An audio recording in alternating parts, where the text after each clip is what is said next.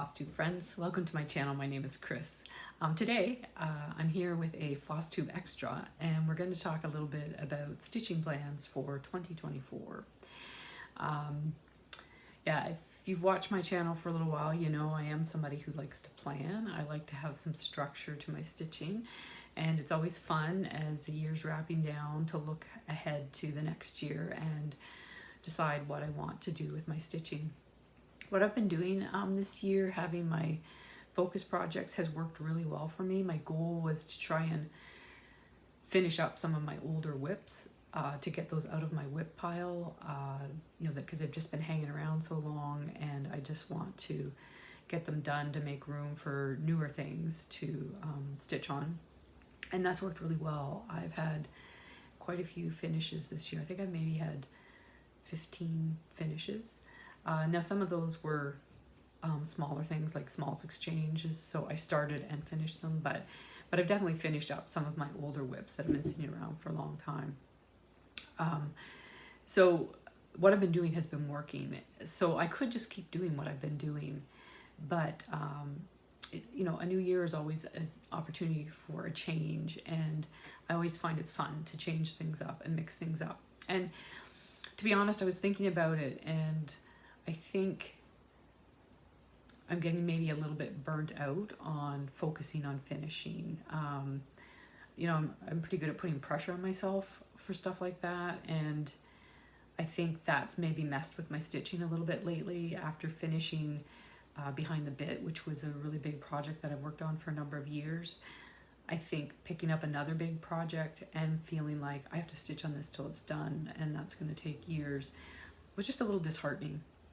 And so I think that's maybe just kept me a little bit away from my stitching. So I definitely think I want to mix it up and do something different, and maybe even try to go back to stitching just for the enjoyment of stitching. So switching from that progress stitcher that I've always been, that I probably am at heart, but I'm going to try being a process stitcher. So somebody that just stitches for the pure enjoyment of putting needle through fabric and creating something from nothing with pretty colors and pretty designs, and not worry about whether things are finished or when they're going to be finished, just stitch on them for the enjoyment.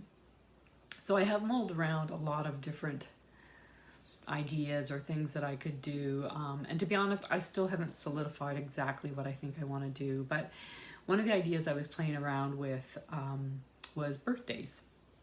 So I believe it was over on Two Martini Stitcher, Erin's channel, where I first heard her talking about her whips having birthdays and stitching them on their birthday. And her theory behind that was that way she touched all of her whips at least once every year, and it allowed her to revisit them and reevaluate whether this is something she still enjoyed stitching on. So that idea was intriguing to me. So I was thinking maybe I would try to implement something like that into my stitching next year.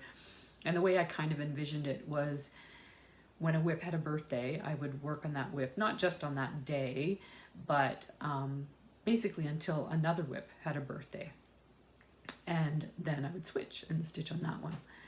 And that sounds great in theory, but unfortunately, my whips' birthdays are not evenly spaced out throughout the year. So there's some months where none of my whips have a birthday, and there's other months, like say in May, when I've done Mania in the past and done a bunch of new starts, or in July, the year that I started all my horse projects, a lot of whips have their birthdays, and they overlap or stack even. So it's going to make it a little bit tricky to do that. So I'm still trying to sort that out in my head, but I think I might still try to do something along that line, but we'll sort of see going into the year. There are some things I know I definitely want to do. I still want to have a focus project. I still want my oldest whip to be a focus project.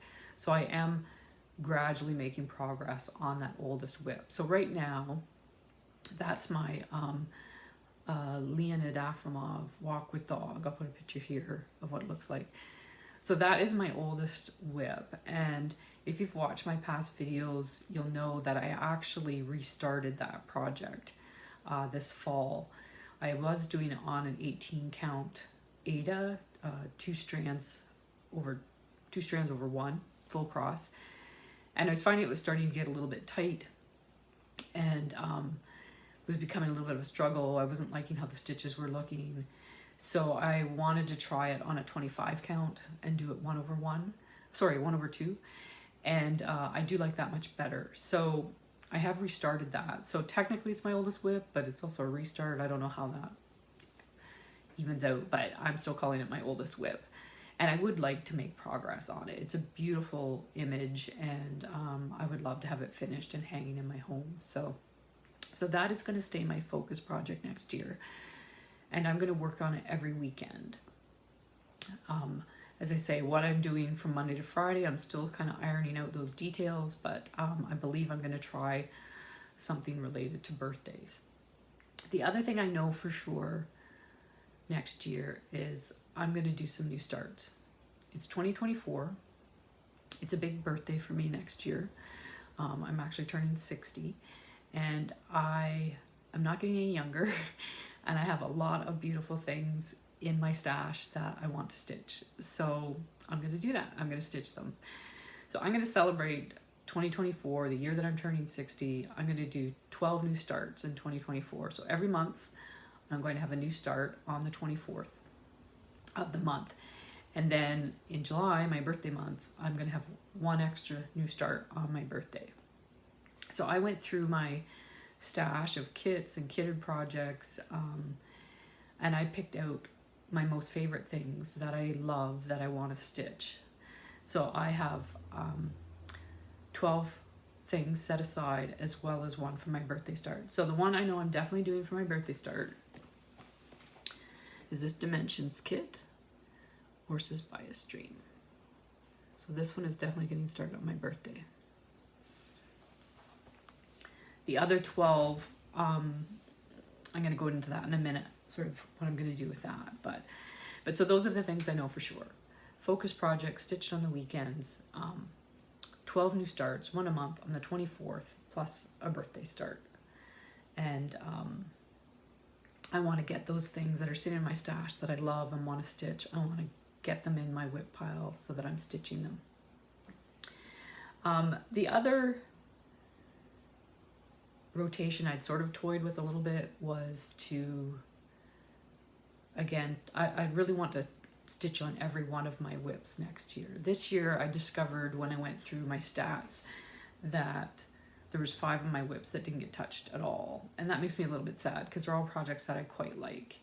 So the other way I thought that I could potentially, touch everything was just to basically stitch on every project for a week or two over the course of the year, plus have my new starts. So that's another option, is just to have, here's a whip, I'm going to stitch on this, and I don't repeat that whip, right? At least until I've stitched everything once for at least a week or two. But again, I'm still trying to figure out in my head what is going to work better for me and the way I like to stitch. So you may have to just come back next year and see what I'm doing, and it's probably going to evolve. So, my disclaimer is, I reserve the right to change these plans, modify these plans, throw these plans out the window, because, there's no rules in cross stitch. So, but, as I said, I had picked 12 projects that I definitely want to start next year.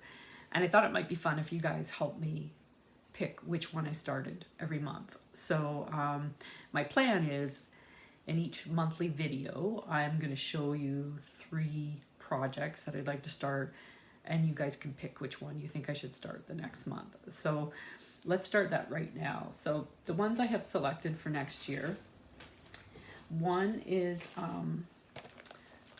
this chart, Bluebird Garden.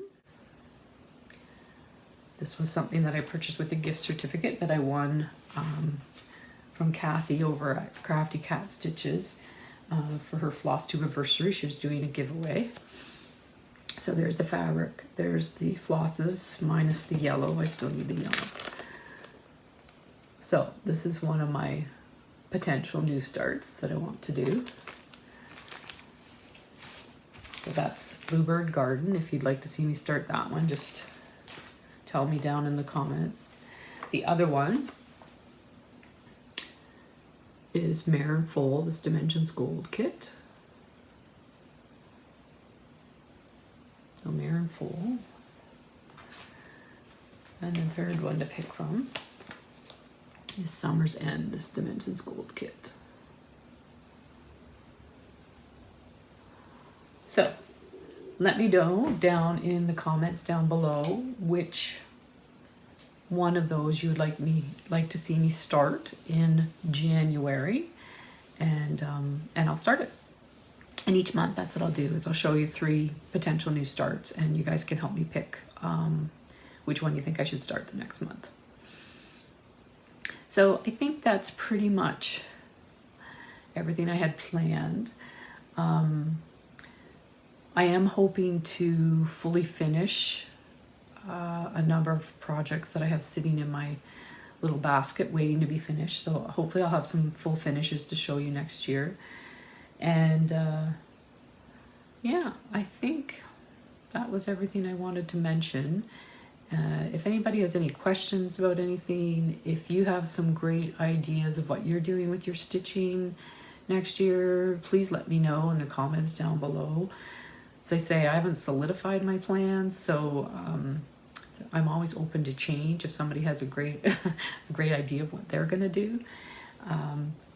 But yeah, come back in January and maybe see what I did end up doing and see what my new start is. So thank you so much for watching. Take care, everybody. Happy New Year. Bye.